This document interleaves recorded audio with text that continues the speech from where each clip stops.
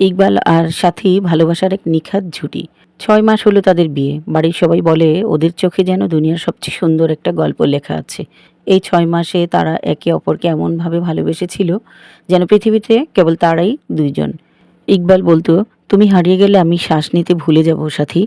সাথী হেসে উত্তর দিল, "তুমি থাকলেই আমি থাকি ইকবাল।" একদিন তারা গেল বান্দরবনের পাহাড়ে।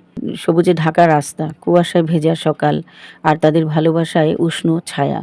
সূর্য ডোবার আগ মুহূর্ত তারা উঠেছিল পাহাড়ের চূড়ায়। নদীর ধারে দাঁড়িয়ে সাথী বলছিল, "এই দৃশ্যটা মনে রাখো ইকবাল, যদি কখনো আমি হারিয়ে যাই, জানবে আমি এখানেই আছি।" তারপরই ঘটল এক অঘটন। সাথী পাথরের ধারে পা পিছলে পড়ে গেল।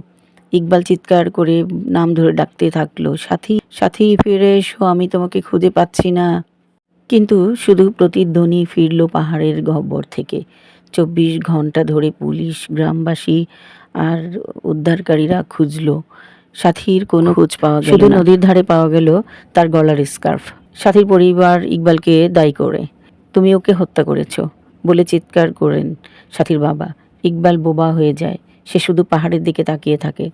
তার মুখে একটাই কথা, "আমি তাকে ভালোবাসতাম, ও ছাড়া আমি বড়ই একা।" পুলিশ তদন্তে আসে, ইকবালকে থানায় নিয়ে যায়। দিন যায়, সপ্তাহ যায়, প্রমাণের অভাবে মামলা ঝুলে থাকে। কিন্তু সমাজের চোখে ইকবাল একজন অপরাধী। দীর্ঘ জিজ্ঞাসাবাদের পর সে মানসিকভাবে ভেঙে পড়ে। ডাক্তাররা বলে ও মানসিক ভারসাম্য হারিয়েছে। শেষে ওকে পাঠানো হয় মানসিক হাসপাতালে, পাগলাগারদে। সেখানেও প্রতিদিন সে দেয়ালে আঁকে একটাই নাম, সাথী।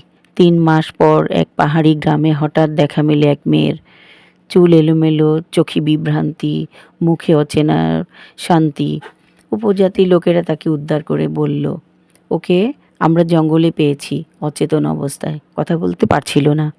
তারা পত্রিকার বিজ্ঞাপনের সাথে মিলে দেখল যে এই মেয়ের নাম সাথী, কিন্তু তার কোনো স্মৃতি মনে নেই।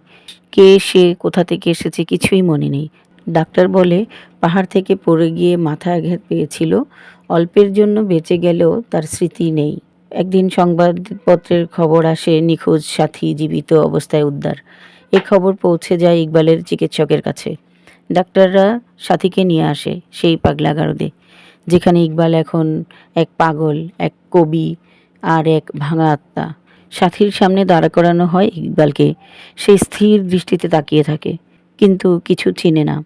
ইকবাল ফিসফিস করে বলে, "তুমি ফিরে এসেছো? আমি জানতাম।" সাথী কাপা গলায় জিজ্ঞেস করে, "কে আপনি?" ইকবালের চোখে থেকে এক ফোঁটা অশ্রু গড়িয়ে পড়ে। সে হাসে। হাসপাতালের জানালার বাইরে আবার পাহাড় দেখা যায়।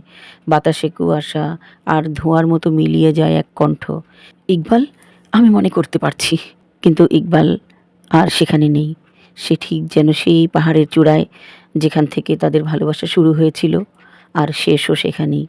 চুপচাপ পড়ে থাকে শুধু এক খাতা, যার পাতায় লেখা, "ভালোবাসা কখনো মরে না, সে শুধু রূপ বদলায়।"